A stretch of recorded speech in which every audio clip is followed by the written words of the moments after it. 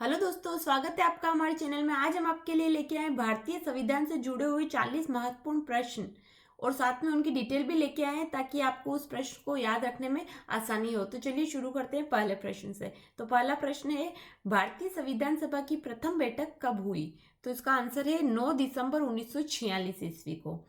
भारतीय संविधान सभा की प्रथम बैठक 9 दिसंबर 1946 ईस्वी को नई दिल्ली स्थित काउंसिल चैम्बर के पुस्तकालय भवन में हुई थी। अगला प्रश्न,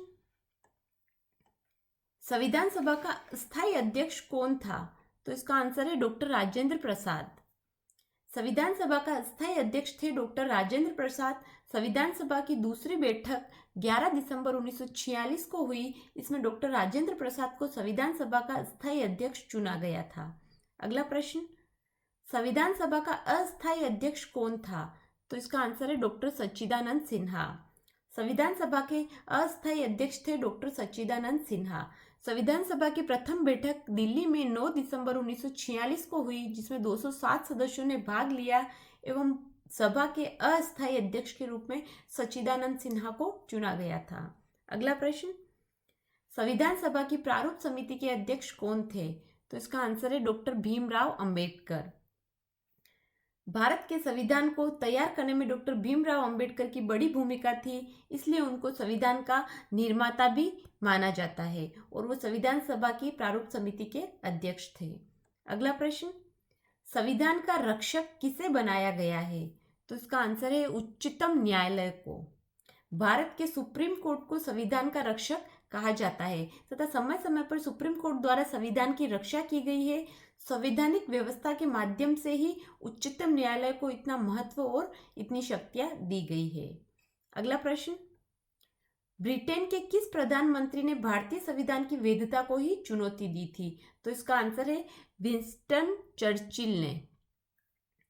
विंस्टन चर्चिल जो थे वह प्रसिद्ध कूटनीतिक और प्रखर वक्ता थे। उन्होंने भारतीय संविधान की वैधता को ही चुनौती दी थी।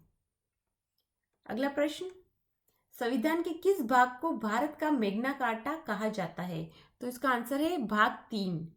संविधान के भाग 3 को भारत का मैग्ना कार्टा कहा जाता है। इसमें मौलिक अधिकारों का वर्णन है। अगला प्रश्न, संविधान सभा का औपचारिक रूप से प्रतिपादन किसने किया? तो इसका आंसर है एम.एन. राय। एम.एन. राय ने संविधान सभा का औपचारिक रूप से प्रतिपादन किया था और उनका मूल नाम था नरेंद्र नाथ भट्टाचार्य।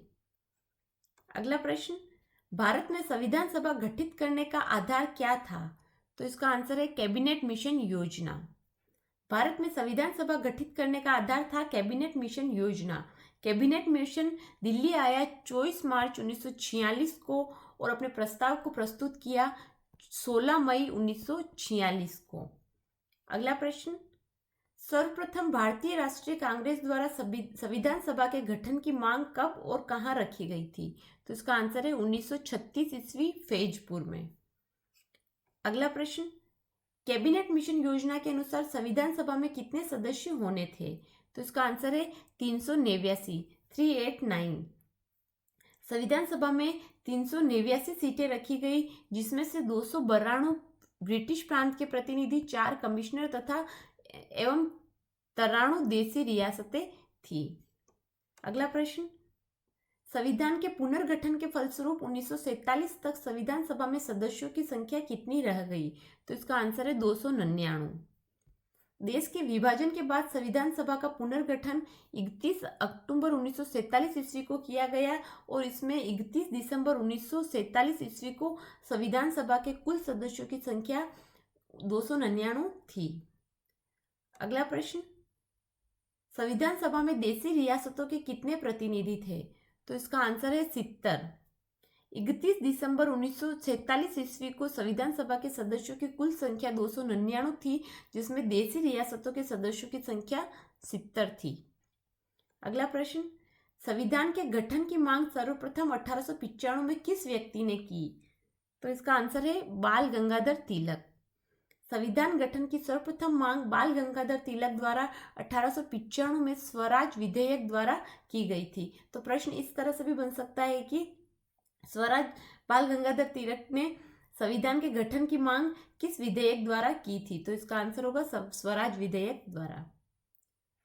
अगला प्रश्न, संविधान सभा में किस देशी रियासत के प्रतिनिधि ने भाग नहीं लिया? तो इसका आंसर है हैदराबाद। हैदराबाद एक ऐसी देशी रियासत थी जिसके प्रतिनिधि संविधान सभा में सम्मिलित नहीं हुए थे। अगला प्रश्न, भीमराव अंबेडकर कहां से संविधान सभा में निर्वाचित हुए? तो इसका आंसर है बंगाल से। अगला प्रश्न, संविधान सभा का संवैधानिक सलाहकार किसे नियुक्त किया गया था? तो इसका आंसर है बी.एन. राव। बी.एन. राव, जिनका कि पूरा नाम बेनेगल नरसिम्हा राव था, एक अंतर्राष्ट्रीय न्यायालय के न्यायाधीश थे और भारतीय संविधान निर्माण के समय संवैधानिक सलाहकार थे। अगला प्रश्न, संविधान सभा की प्रारूप समिति का गठन कब हुआ? तो इसका आंसर है 29 अगस्त 1947 ईस्वी को। संविधान सभा की प्रारूप समिति का गठन 29 अगस्त 1947 को हुआ था और इसमें 7 सदस्य थे। अगला प्रश्न, संविधान की प्रारूप समिति के समक्ष प्रस्तावना का प्रस्ताव किसने रखा? तो इसका आंसर है जवाहरलाल नेहरू। दिसंबर 1946 ईस्वी को जवाहरलाल नेहरू ने संविधान सभा में एक उद्देश्य प्रस्ताव पेश किया कि हमारा संविधान कैसा बनना चाहिए। अगला प्रश्न, भारत में संविधान कब लागू हुआ? तो इसका आंसर है 26 जनवरी 1950 ईस्वी को। भारत में संविधान लागू हुआ था 26 जनवरी 1950 को। संविधान लागू होने की याद में ही हम प्रत्येक वर्ष 26 जनवरी को गणतंत्र दिवस के रूप में मनाते हैं। अगला प्रश्न, संविधान को बनने में कितना समय लगा? तो इसका आंसर है 2 वर्ष 11 माह और 18 दिन। अगला प्रश्न, संविधान में कितने अनुच्छेद हैं? तो इसका आंसर है 448। भारतीय संविधान में वर्तमान समय में 448 अनुच्छेद है, परंतु इसके निर्माण के समय मूल संविधान में 395 अनुच्छेद थे। तो दोस्तों, इसमें प्रश्न दोनों तरह से पूछा जा सकता है कि भारतीय संविधान में वर्तमान समय में कितने अनुच्छेद है या फिर इसके निर्माण के समय में मूल संविधान में कितने अनुच्छेद थे। अगला प्रश्न, संविधान में कितने अध्याय हैं? तो इसका आंसर है 22। भारतीय संविधान में वर्तमान समय में 25 भागों में विभाजित है, परंतु इसके निर्माण के समय मूल संविधान में 22 भागों में विभाजित था। तो ये प्रश्न भी इस तरह से है कि भारतीय संविधान में वर्तमान समय में कितने अध्याय है, कितने भागों में विभाजित है? तो ये 25 भागों में है, परंतु इसके निर्माण के समय मूल संविधान में ये 22 भागों में विभाजित था। अगला प्रश्न, भारतीय संविधान में कितनी अनुसूचियां है? तो इसका आंसर है 12। तो भारतीय संविधान में वर्तमान में 12 अनुसूचियां है, परंतु इसके निर्माण के समय मूल संविधान में 8 अनुसूचियां थी। अगला प्रश्न, संविधान सभा के सभी निर्णय किस आधार पर लिए गए? तो इसका आंसर है सहमति और समायोजन के आधार पर। संविधान सभा के सभी निर्णय आपसी सहमति और समायोजन के आधार पर लिए गए थे। अगला प्रश्न, संविधान का पहला अधिवेशन कहाँ हुआ था? तो इसका आंसर है दिल्ली में। संविधान का पहला अधिवेशन 9 दिसंबर 1946 को दिल्ली में हुआ था। अगला प्रश्न, संविधान सभा का चुनाव किस आधार पर हुआ? तो इसका आंसर है वर्गीय मताधिकार आधार पर। संविधान सभा का चुनाव भारतीय संविधान की रचना के लिए किया गया था और चुनाव वर्गीय मताधिकार आधार पर हुआ था। अगला प्रश्न, भारतीय संविधान को कब अंगीकार किया गया? तो इसका आंसर है 26 नवंबर 1949 को। भारतीय संविधान को 26 नवंबर 1949 में अंगीकार किया गया था और इसी वजह से 26 नवंबर को संविधान दिवस मनाया जाता है। अगला प्रश्न, भारत का संविधान भारत को किस रूप में वर्णित करता है? तो इसका आंसर है राज्यों के संघ के रूप में। भारत का संविधान भारत को राज्यों के संघ के रूप में वर्णित करता है। भारत संविधान के प्रथम अनुच्छेद में कहा गया है भारत राज्यों का एक संघ होगा। अगला प्रश्न, भारतीय संविधान के अनुसार राजनीतिक शक्ति का आधार क्या है? तो इसका आंसर है भारत की जनता। भारतीय संविधान के अनुसार राजनीतिक शक्ति का आधार है भारत की जनता। ग्रोशियस के अनुसार प्रभुसत्ता सर्वोच्च राजनीतिक शक्ति है। अगला प्रश्न, भारत का संविधान भारत के लिए किस प्रकार की सरकार की व्यवस्था करता है? तो इसका आंसर है संसदीय। भारत का संविधान भारत के लिए संसदीय सरकार की व्यवस्था करता है। संसदीय प्रणाली लोकतांत्रिक शासन की वह प्रणाली है जिसमें कार्यपालिका अपनी लोकतांत्रिक वैधता विधायिकता से प्राप्त करती है तथा विधायकता के प्रति उत्तरदायित्व होती है। भारत में संसदीय शासन प्रणाली है। अगला प्रश्न, भारतीय संविधान को 26 जनवरी के दिन लागू करने का निर्णय इसलिए किया गया क्योंकि कांग्रेस ने इस तिथि को 1930 में स्वतंत्रता दिवस के रूप में मनाया था। यह भारत के 3 राष्ट्रीय अवकाशों में से एक है। अन्य 2 स्वतंत्रता दिवस तथा गांधी जयंती। तो यही कारण है कि 1930 में स्वतंत्रता दिवस के रूप में मनाया गया था। तो यही कारण है कि 26 जनवरी के दिन इसे लागू करने का निर्णय किया गया था। और इसका एक कारण यह भी था कि क्योंकि 1930 में इसी दिन भारतीय राष्ट्रीय कांग्रेस ने भारत को पूर्ण स्वराज्य घोषित किया था। तो यह भी एक उसका कारण था। अगला प्रश्न, सत्यमेव जयते किस उपनिषद से लिया गया है? तो इसका आंसर है मुंडकोपनिषद से। सत्यमेव जयते जो कि भारत का राष्ट्रीय आदर्श वाक्य है, इसका अर्थ होता है सत्य ही जीतता है या सत्य की ही हमेशा जीत होती है। यह भारत के राष्ट्रीय प्रतीक के नीचे देवनागरी लिपि में अंकित है। सत्यमेव जयते मूलतः मुंडक उपनिषद का सर्वज्ञात मंत्र 316 है। अगला प्रश्न, महारानी विक्टोरिया को किस वर्ष भारत का साम्राज्ञी बनाया गया? तो इसका आंसर है 1858 ईस्वी में। महारानी विक्टोरिया को 1858 ईस्वी में भारत का साम्राज्ञी बनाया गया था। मात्र 18 वर्ष की उम्र में ही विक्टोरिया राजगद्दी पर आसीन हो गई थी। भारत का शासन प्रबंध 1858 ईस्वी में ईस्ट इंडिया कंपनी के हाथ से लेकर ब्रिटिश राज सत्ता को सौंप दिया गया था।